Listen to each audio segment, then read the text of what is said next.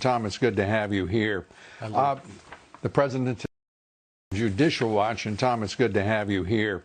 The President today pointing out that as did Sidney Powell just now, the missing in action FBI and Department of Justice. This is truly remarkable. When we have claims of voter fraud all across the country, we're watching it with our very eyes, listening to the eyewitnesses themselves, and reading the affidavits and accounts. And the FBI and the Department of Justice are absolutely acquiescent to voter fraud, electoral fraud, and worse, what may be a foreign assault on the country, for all we know. Well, it's no surprise. They've been acquiescent to all sorts of criminality the last few years, enabling it in some cases. Judicial Watch has been alone in trying to enforce federal law that states take reasonable steps to clean up the rolls. Dirty voting rolls all across the country. Michigan's a mess. Pennsylvania's a mess. Georgia's a mess. Nevada's a mess. And the Justice Department was nowhere to be found. The head of their one of their key units on election crimes resigned because someone said something about the Justice Department possibly doing something.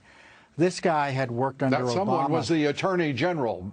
We should point out that someone was the Attorney General urging anyone confronted in the Department of Justice or FBI confronted with a report of substantial voter fraud to investigate. And that would cause someone to resign? My Lord, what would that person be doing in that job to begin with? Yeah, he goes back to working with Lois Lerner under the Obama administration to try to prosecute Obama's political opponents.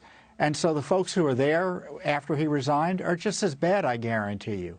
So, look, the Justice Department is full of Democratic partisans who don't want to do anything, and it turks a good game. But when it comes to riding herd on the Justice Department on these key issues, it ain't happening. I don't think he talks a good game, Tom. I think he's made a couple of timely statements, perhaps, but he doesn't even talk a good game. He is not involved in a game. This is an attack on the United States, whether it is from enemies, domestic or foreign. Whether it is both, I don't know. But I can tell you this, for the Justice Department and the FBI to do nothing in the face of obvious fraud and the effort to rig elections across this country, this is stupefying. What are the American people to think? What should people be doing? And for that matter, where the hell is the Republican Party?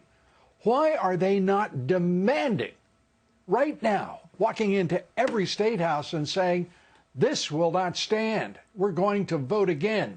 And you can like it or you can not like it, but we're going to see how the votes are counted. And we're not going to be putting up with silly, nonsensical bull about voting machines that no one can look inside and understand. Are you kidding? What do you think?